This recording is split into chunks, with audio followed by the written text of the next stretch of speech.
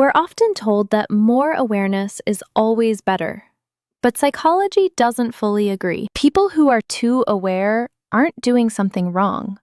They're responding to the world as they perceive it. Their mind stays active in places where others can rest without noticing. And understanding this can completely change how you judge yourself. If this already sounds familiar, subscribe and let's break it down together. Why does your mind feel tired, even when nothing obvious is happening? You don't just hear words, you notice pauses, tone shifts, glances, and the emotional weight behind silence. Your awareness keeps scanning the room, reading between lines, interpreting what's said and what's avoided.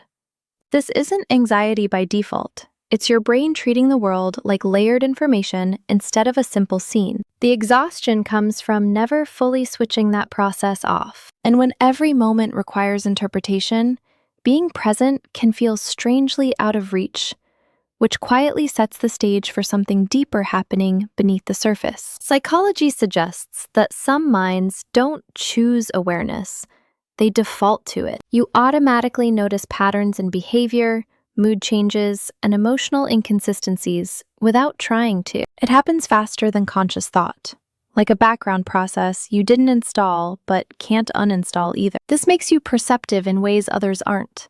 But it also means rest doesn't come easily. Your attention keeps connecting dots long after others have moved on. And once your mind learns to see patterns everywhere, it rarely stops at the obvious ones, especially when people are involved. You can feel when something is off before anyone says a word. And that sensitivity isn't accidental. Your empathy doesn't wait for explanations. It reads emotion directly, often more clearly than language allows. You sense discomfort, tension, sadness, even when it's carefully hidden.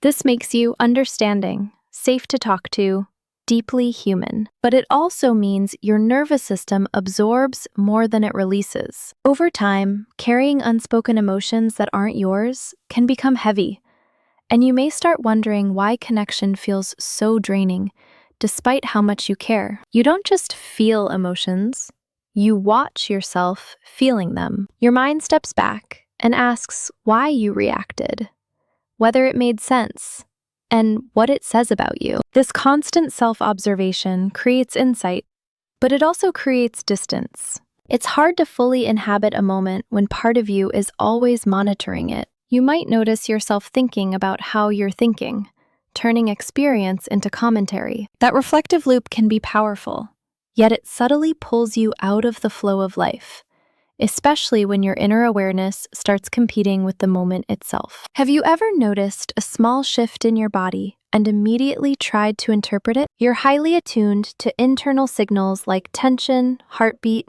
breath, and emotional flickers. Your body becomes another source of information your mind wants to decode. Sometimes that awareness helps you understand yourself deeply. Other times it blurs into rumination, where sensation turns into speculation. The line between noticing and over-monitoring grows thin. And when every internal change feels meaningful, your system can stay on alert even in calm moments, quietly increasing vulnerability to unease. It's a misconception that overthinking means imagining the worst on purpose. More often, your mind is simply running simulations, predicting outcomes, rehearsing possibilities, and preparing for what could happen. This forward-focused awareness can make you insightful and creative, but it also keeps your thoughts in motion. Anxiety tends to appear when the mind doesn't know how to stop scanning for meaning or risk. Rest becomes difficult not because you're worried,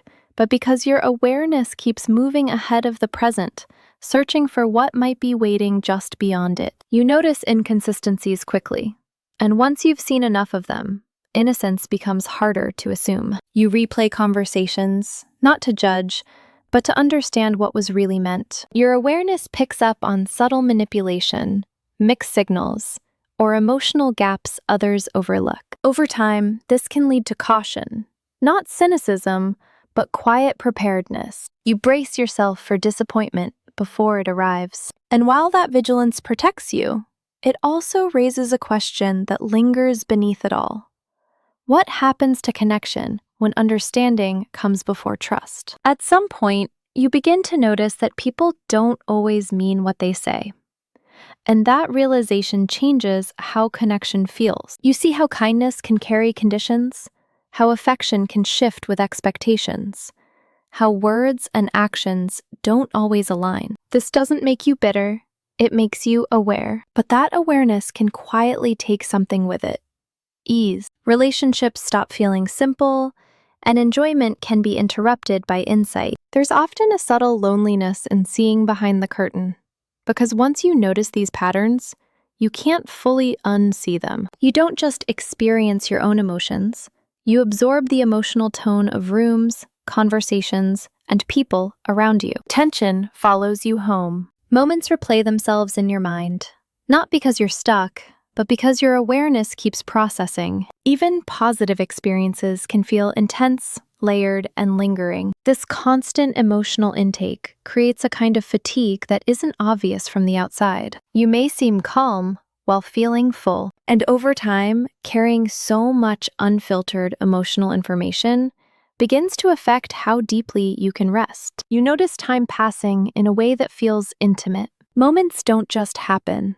They register as fleeting. This gives you a deep appreciation for small things, but it also brings a quiet melancholy. Joy feels real, yet fragile. Love feels meaningful, yet temporary. While others stay anchored in the moment, part of you senses the larger arc surrounding it. That awareness doesn't cancel happiness, it complicates it. And when you feel both gratitude and sadness at once, you may start to feel slightly out of sync with the world around you. Have you ever caught yourself enjoying something and then immediately noticing that you're enjoying it? Your awareness steps in before immersion can fully take hold. Laughter is accompanied by observation. Joy is followed by reflection. You're present, but also watching yourself be present. This creates the feeling of living one step removed from life. It's not numbness, it's distance. And the more awareness surrounds each emotion, the harder it becomes to dissolve into experience without commentary,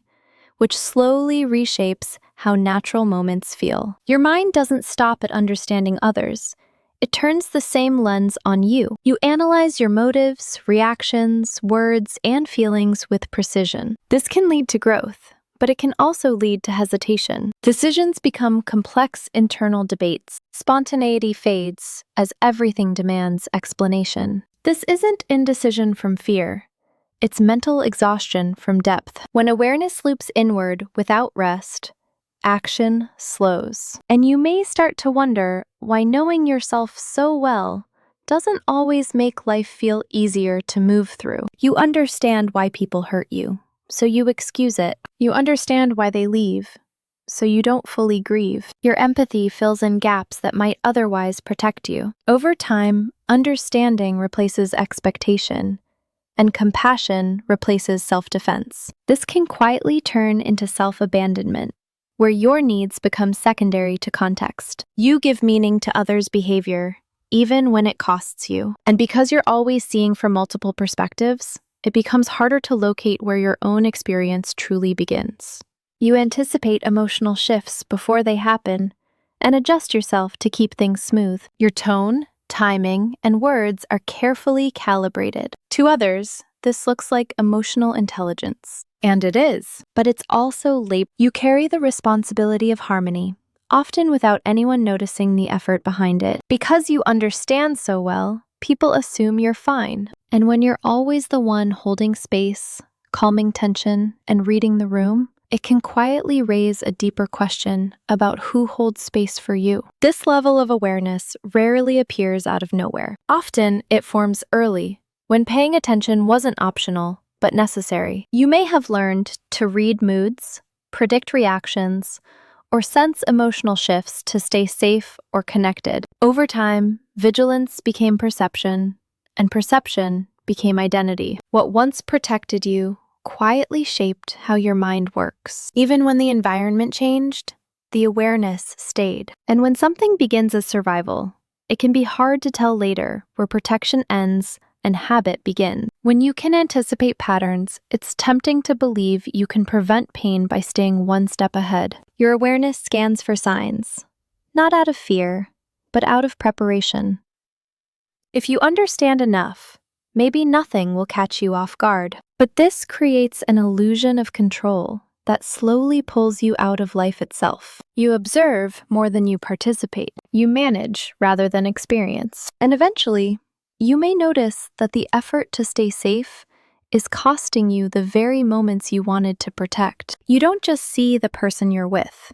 You see their patterns, wounds, and possible endings. Even in closeness, your awareness keeps track of subtle shifts. You sense distance before it's named. You feel withdrawal before it happens. This foresight can make love feel intense and fragile at the same time. Staying open requires courage when you can already imagine loss. And yet, the ability to love with awareness rather than illusion creates a depth few people ever touch. Relief doesn't come from seeing less. It comes from carrying less. Slowly, you begin to realize that not every silence needs interpretation, and not every mood requires repair. Some things pass through without meaning. This doesn't dull your insight, it refines it. You learn to distinguish between what deserves attention and what can be released. Awareness becomes choice rather than compulsion. And when you allow some things to remain unresolved, space opens where peace can quietly return. At a certain point, resistance softens. You stop fighting your own perception and start observing it without urgency. Insights still appear, but they no longer demand action. Awareness becomes quieter, less sharp, more spacious. You remain perceptive without being overwhelmed. The focus shifts from protection to connection. And as that shift settles in, you begin to feel that understanding doesn't have to come at the cost of ease. When awareness is guided by compassion, it transforms. You no longer need to interpret everything to feel safe. You trust that not every meaning requires your attention. Your perception becomes a source of clarity instead of strain. You see deeply, but you don't drown in what you see. This is where awareness turns into wisdom. Not by adding more insight, but by knowing when to rest within it. And in that balance, presence finally feels possible again. If you felt too aware for your own peace, it doesn't mean something is wrong with you. It means your mind has learned to see deeply. You notice layers others pass by, and that depth can feel heavy, even when it's also meaningful. There's nothing broken in needing to learn how to carry that awareness more gently. If this felt familiar, you can like or subscribe and stay with this space. And when you're ready, the next conversation explores some strange traits that might quietly point to just how intelligent your mind really is.